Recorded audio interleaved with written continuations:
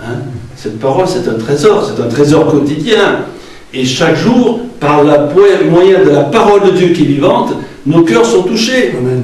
Et on est dans la tristesse, on lit simplement un texte de la parole, hop, on a la consolation. On est sans force, et le Seigneur nous communique sans force. On a besoin d'une direction spirituelle. Et à travers la lecture de la parole de Dieu, ou l'écoute d'un message, on va trouver une direction dans notre vie. Ça, c'est déjà formidable, la parole de Dieu. Hein? Et puis, il y a la présence du Seigneur aussi. L'action puissante du Saint-Esprit, on peut dire, c'est comme un trésor dans nos vies. Hein? Que ferions-nous s'il n'y avait pas la présence de Dieu? On se réunirait comme d'autres associations, on serait peut-être content de se voir, mais il n'y aurait pas dans nos cœurs cette paix, cet amour du Seigneur, cette fraîche rosée, comme on le chante souvent, hein? La présence du Seigneur, l'action du Saint-Esprit, gloire à Dieu. Et puis on pourrait ajouter beaucoup de choses. Ce trésor, c'est toutes les bénédictions que le Seigneur nous accorde chaque jour. Que de nombreuses bénédictions, chaque fois que Dieu intervient, pour ceci, pour les petites choses. Et il y a des fois qu'on est plus impressionné, je ne sais pas si c'est comme vous, pour les petites choses que Dieu a vues et qu'il intervient, que sur les grandes choses. Enfin, moi, c'est comme ça. Hein. Donc, le Seigneur fait beaucoup de choses dans nos vies. Il nous protège, ne l'oublions pas. Hein. Il nous protège du danger. Il envoie parfois ses anges. Il dirige les circonstances, parfois, de notre vie dans des situations qui paraissaient impossibles. Et tout change, toutes les circonstances, elles changent. Et Dieu répond à nos prières. Formidable. Et puis, on pourrait parler, bien sûr, de nombreux bienfaits, mais ce qui est important, c'est aussi, le plus important, c'est le salut en Jésus-Christ. Hein. Là, c'est le trésor par excellence. À ce sujet, j'ai un petit témoin, une petite anecdote. Le règne du roi François Ier, prince de la Renaissance, a été marqué par sa défaite lors d'une bataille à Pavie en 1525 au cours de la guerre en Italie. Fait prisonnier par son rival Charles Quint, celui-ci lui demanda pour sa libération, après d'âpres négociations, le versement d'une rançon de 2 millions d'écus or. La France entière se sacrifia pour réussir à réunir une telle somme, et après le versement d'une partie de la rançon de 4,2 tonnes d'or, ce qui signifie aujourd'hui ça fait 5 ou 6 milliards d'euros, c'est pas mal, hein?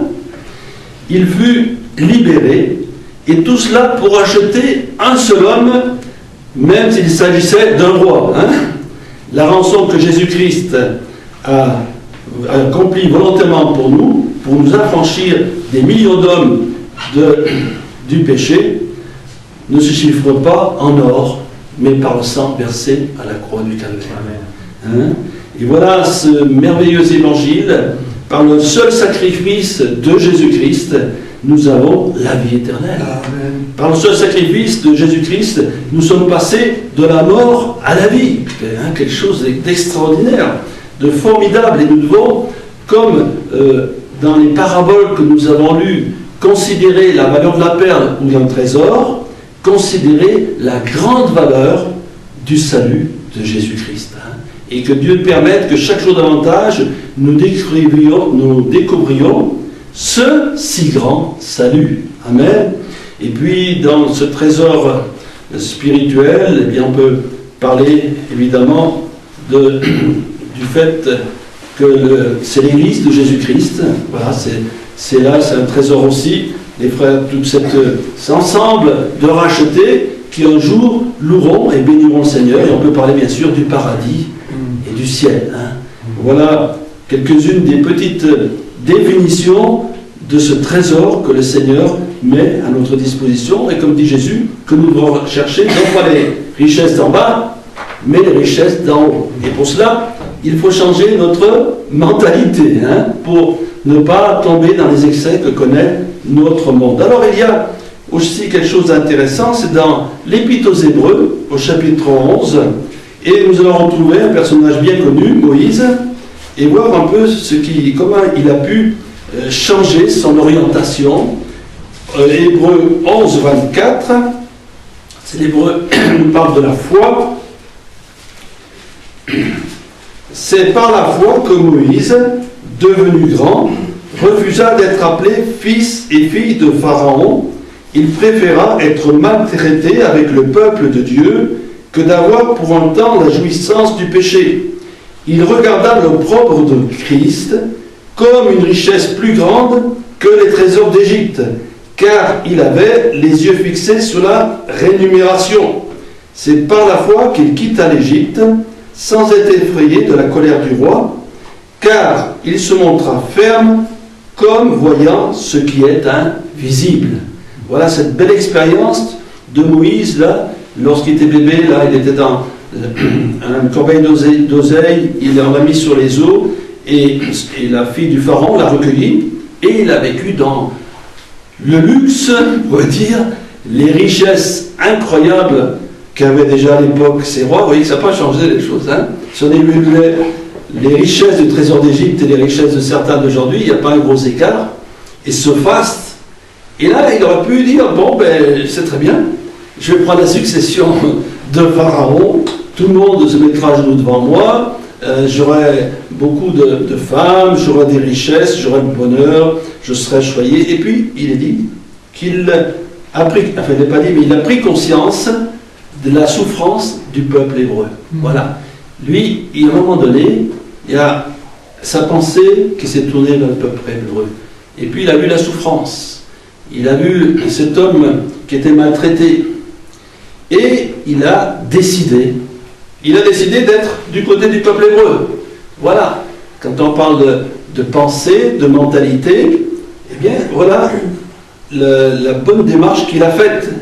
Il a regardé le pauvre de Christ, où on peut dire le mépris et même la persécution, parce qu'après tout, lorsque le peuple hébreu est sorti d'Égypte, il y avait quand même l'armée des pharaons qui voulait les détruire.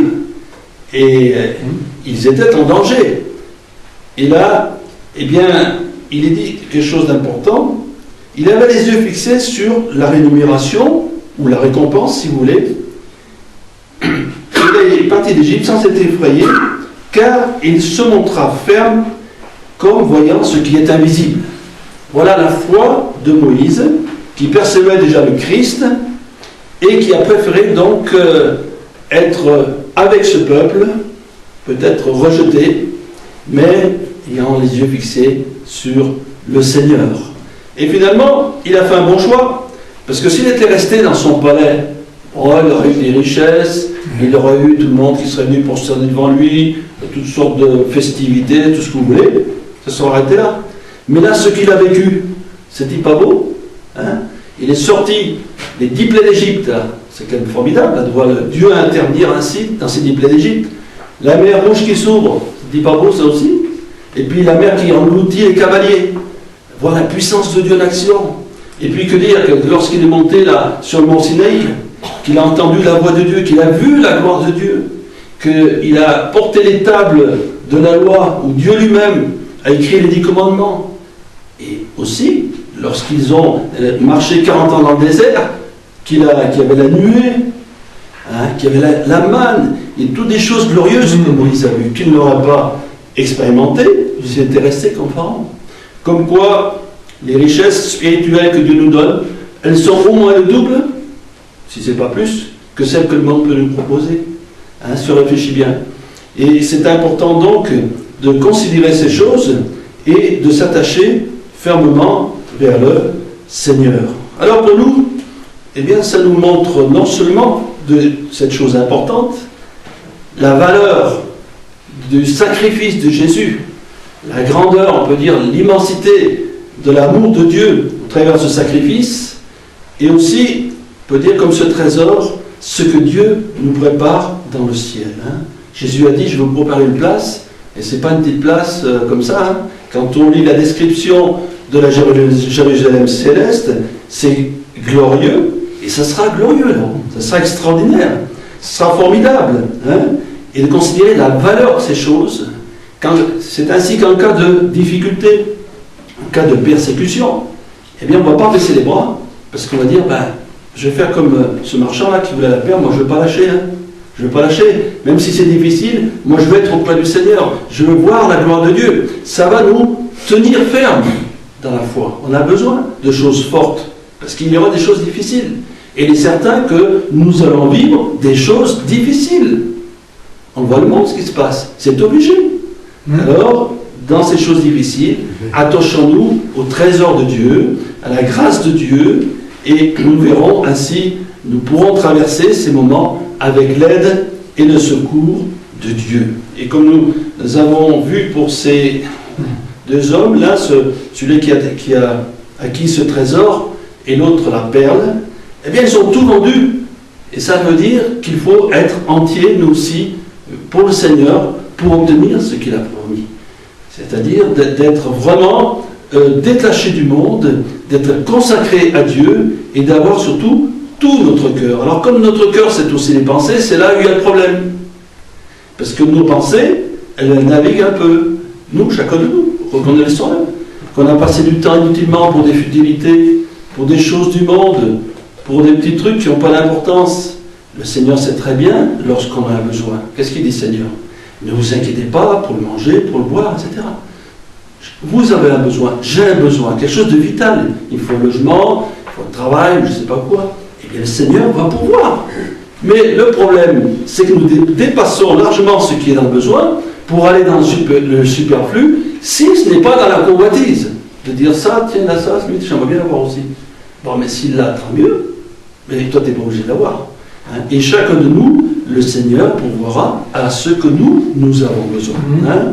Alors, Dieu fasse que nous puissions changer notre mentalité. Je parle pour moi aussi, hein, n'ayez pas peur. Et il y a ce texte que vous connaissez bien dans l'épître de Paul aux Romains. Hein? Voilà, chapitre 12. Je vous exhorte donc, frères, par les compassions de Dieu, à offrir vos corps comme un sacrifice vivant, saint, agréable à Dieu, qui sera de votre part un culte raisonnable. Alors, c'est ça la consécration. Hein. Là aussi, Seigneur, fasse que chacun de nous prenions de bonnes décisions. Vous savez, comme je dis souvent, une bonne décision, c'est meilleur qu'un discours. Parce que quand on prend une décision, il y a quelque chose qui se passe. Et des fois, il faut prendre des décisions dans notre vie pour la consécration. Et au verset 2, ne vous conformez pas au siècle présent, mais soyez transformés par le renouvellement d'intelligence, afin que vous discerniez quelle est la volonté de Dieu, ce qui est bon, agréable et parfait. Et une autre traduction nous dit, ne vous mettez pas dans le moule de ce monde. Il faut te dire, c'est pas facile. Hein. Il y a toutes sortes d'influences devant la télé. Si on regarde la télé, il va y avoir des trucs qui sont pas beaux à voir. Si on est un peu partout, on va voir des affiches, la publicité, un tas de choses qui peuvent nous séduire, on peut dire. Eh bien, il faut dire non. Regardez Jésus dans Matthieu chapitre 4, vous connaissez ce texte. Après avoir Jésus passé 40 jours dans le désert, le diable lui a donné 3 tentations. Et la dernière, eh bien, il l'a élevé dans un haut sommet et il lui a montré tous les royaumes et leur gloire ou leur richesse. Bien sûr, Jésus a refusé, mais si le diable, Satan, notre adversaire, il a fait ça pour Jésus, vous pensez bien qu'il ne va pas se priver pour nous tenter. Donc si nous sommes tentés, d'accord, nous sommes tentés, mais quand nous sommes tentés, ben, il dit, arrière de moi Satan, moi j'ai tout ce qu'il faut pour vivre. La Bible nous dit d'être sobre en toutes choses, alors je vais être sobre, j'ai ce qu'il faut pour vivre, et si je n'ai pas, le Seigneur pourra. Voilà.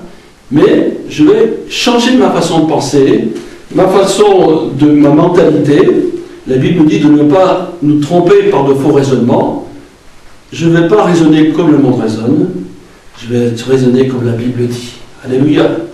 Et comme dit l'apôtre Paul, eh bien toutes ces choses, je les considère comme de la boue à cause de la connaissance de Christ. Ayons cette mentalité de Paul. Hein. Et même si nous avons, bien sûr, on peut remercier le Seigneur pour tous les bienfaits qu'il nous donne, eh bien, considérons que le plus important, c'est de connaître Christ. Hein. Le plus important, c'est d'avoir une foi forte et de considérer ce que Jésus a préparé pour nous dans le ciel. Hein. Jésus revient bientôt. Alors Seigneur, change nos mentalités, transforme-nous Seigneur, remplis-nous de ton Saint-Esprit.